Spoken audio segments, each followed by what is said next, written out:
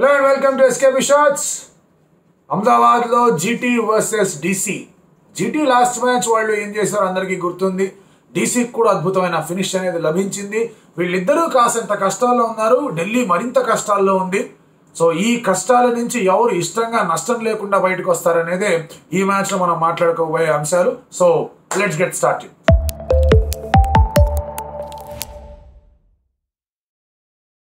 Gujarat Titans విషయానికి వచ్చేస్తే కనుక పాయింట్స్ టేబుల్లో వాళ్ళ పొజిషన్ వాళ్ళకి నచ్చదు. వాళ్ళు ఎలాగైనా సరే ముందుకు వెళ్దామని కోరుకుంటారు. అహ్మదాబాద్లో మీరు అబ్జర్వ్ చేసుకుంటే కనుక ఫ్రమ్ లాస్ట్ సీజన్ వాళ్ళు అహ్మదాబాద్లో కొన్ని క్లోజ్ గేమ్స్ అనేవి ఫినిష్ చేసుకుంటూ రాగలిగారు. ఈ సీజన్లో కూడా 2 క్లోజ్ గేమ్స్ అలాగే ఫినిష్ చేశారు. ఆ తర్వాత కొన్ని ఓటములు కనిపించాయి అండ్ ఎట్టకేలకు మళ్ళీ ఒక గెలుపు అనేది కనిపించింది. దాని మీద క్యాపిటలైజ్ చేసుకుందాం అనుకుంటారు. వాళ్ళకున్న సమస్య మీరు అబ్జర్వ్ చేసుకుంటే కనుక లాస్ట్ మ్యాచ్లో కూడా వేడిని తీసుకొని రావడం, తర్వాత రకరకాల ప్రయత్నాలు చేస్తూ ఉండడం, ఇవన్నీ కనిపించాయి. So they will have to stick to a particular plan. Last మ్యాచ్లో నాకు నచ్చింది ఏంటి అంటే కనుక వాళ్ళు అభినవ్ మనోహర్ని ఆడించారు, షారుఖ్ ఖాన్ని ఆడించారు. అభినవ్ మనోహర్ ఏం చేయలేదు, సరే వికెట్ పడింది అది ఇది మనం మాట్లాడుకున్నా, షారుఖ్ ఖాన్ కాసంత డ్యామేజ్ చేసి వెళ్ళాడు. ఆ తర్వాత మీరు మళ్ళీ అబ్జర్వ్ చేసుకుంటే కనుక అఫ్కోర్స్ మీరు అనొచ్చు అక్కడి నుంచి బౌలింగ్ ఎర్రర్లు కూడా జరిగాయి, అందుకే వీళ్ళు గెలిచారని. బట్ రషీద్ ఖాన్ చాలా బాగా ఆడటం, తెవాతియా చాలా బాగా వాళ్ళకి కాంట్రిబ్యూట్ చేయడం అనేది వాళ్ళకి కలిసి వస్తుంది. వాళ్ళు ఇప్పుడు ఏం ఆలోచించాలి అంటే కనుక ఒక ఇండియన్ బౌలింగ్ అటాక్లో మనం ఎట్లా మ్యానిపులేట్ చేయగలం, మేనేజ్ చేయగలం, ఎవరున్నారు. నల్కంటెన్ టీంలోకి తీసుకొస్తే బాగానే ఉంటుంది కదా, అతను ఎందుకు లేడు, అతను ఏ విధంగా ఆలోచించుకోవాలి అని ఒకటి.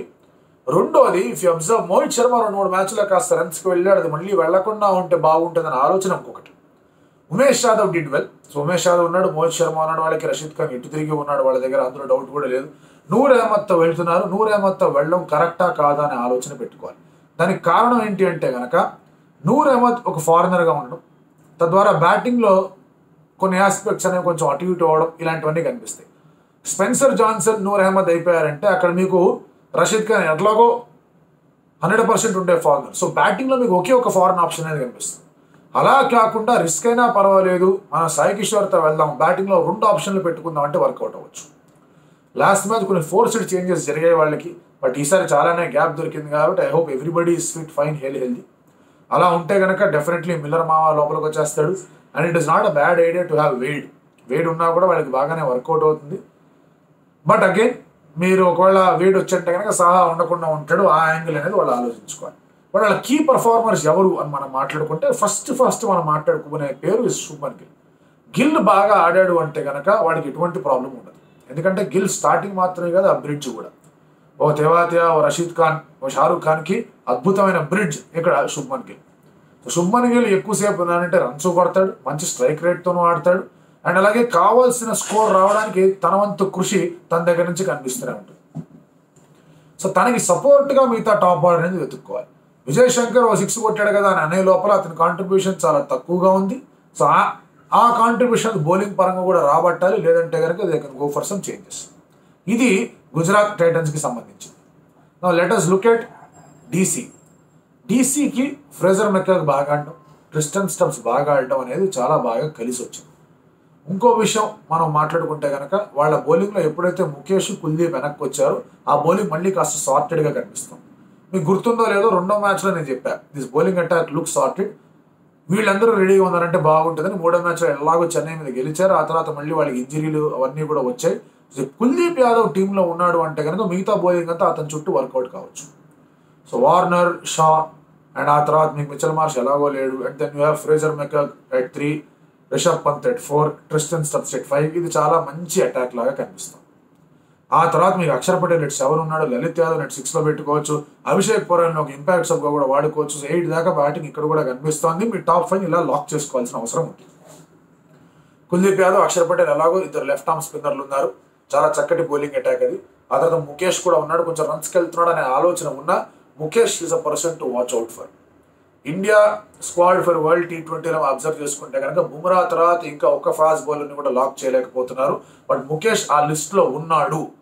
నేనున్నాను, నేను చేస్తాను, నేను సాధిస్తానని ఒక నమ్మకం ఇప్పుడు కూడా ముఖేష్ కలిగిస్తున్నాడు. సో ముఖేష్ ఉంటే కనుక అది అతనికి అండ్ ఢిల్లీకి కూడా అద్భుతంగా కలిసి వచ్చే ఒక అంశం. Then they have Ishant Sharma, of course Khaleel Ahmed కూడా ఉన్నాడు. ఇక్కడ ఆల్రెడీ మీకు అబ్జర్వ్ చేసుకుంటే కనుక వార్నర్ అయిపోయాడు, ట్రిస్టన్ స్టబ్స్ అయిపోయాడు, ఆ తర్వాత మీకు ఫ్రేజర్ మెక్కాగ్ అయిపోయాడు. వీళ్ళు ముగ్గురు ఫారినర్స్ అక్కడ సాలిడ్గా కూర్చోతున్నారు.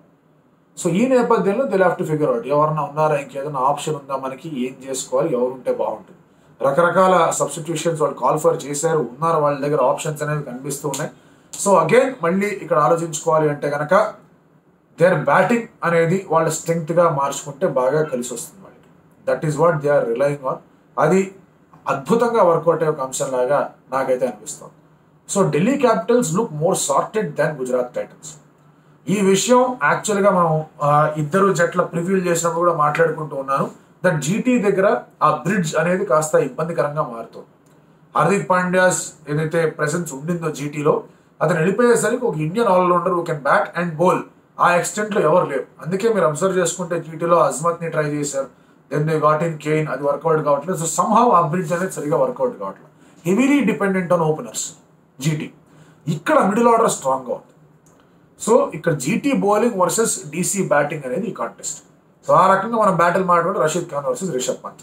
అసలు ఇది మౌత్ వాటరింగ్ క్లాష్. ఇది అలా చూస్తూ ఉండిపోవచ్చు. రిషబ్ పంత్ వర్సెస్ స్పిన్నర్స్ అద్భుతమైన రీతిలో ఒక బ్యాటిల్ అనేది కనిపించబోతోంది. మ్యాచ్ డిసైసివ్ బ్యాటిల్గా కూడా ఇది తయారవ్వచ్చు. అండ్ అలాగే ఖలీల్ అహ్మద్ ముఖేష్ కుమార్ వర్సెస్ శుభ్మన్ గిల్, అది కూడా చాలా ఇంట్రెస్టింగ్ బ్యాటిల్ లా కనిపిస్తుంది. ఎందుకంటే గిల్ చాలా పెద్ద వికెట్ కాబట్టి. మిడిల్ ఆర్డర్లో మీరు మాట్లాడుకుంటే కనుక ది ఎంటైర్ మిడిల్ ఆర్డర్ ఎవరు ఏ పొజిషన్లో వస్తారనే విషయం పక్కన పెట్టండి. జీటీకి the entire middle order versus Kuldeep Yadav. Last మ్యాచ్లో డీసీ గెలిచింది అంటే కనుక దానికి కారణం కుల్దీప్ యాదవ్ వచ్చి టపా టపా టపా వికెట్లు తీయడం.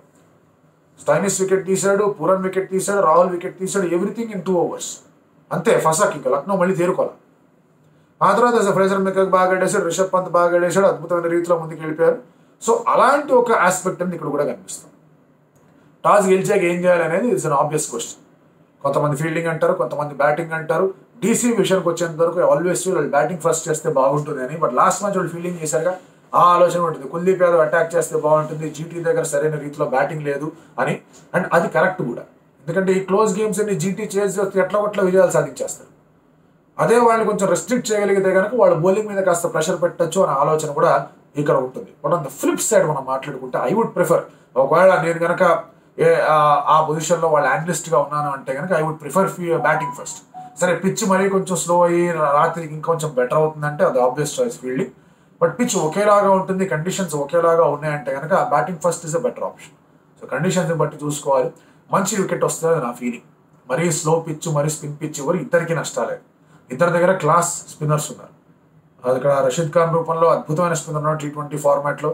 కుల్దీప్ రూపంలో వైట్ బాల్ ఫార్మాట్లో అద్భుతమైన, వైట్ బాల్ అన్ని ఫార్మాట్లో ఆడేస్తున్నాడు. అన్ని ఫార్మాట్లోనూ మంచి రిథంలో ఉన్న స్పిన్నర్ కనిపిస్తూ ఉన్నాడు. సో వీళ్ళిద్దరూ కూడా విల్ బి లిటిల్ కేర్ఫుల్ ఓ స్పిన్ పిచ్ ఓ స్లో పిచ్ ఇచ్చే ముందు. So I think it is a good batting track అనుకుంటున్నాను. గుడ్ బ్యాటింగ్ ట్రాక్ అంటే కనుక మంచి కాంటెస్ట్ అనేది కనిపిస్తుంది.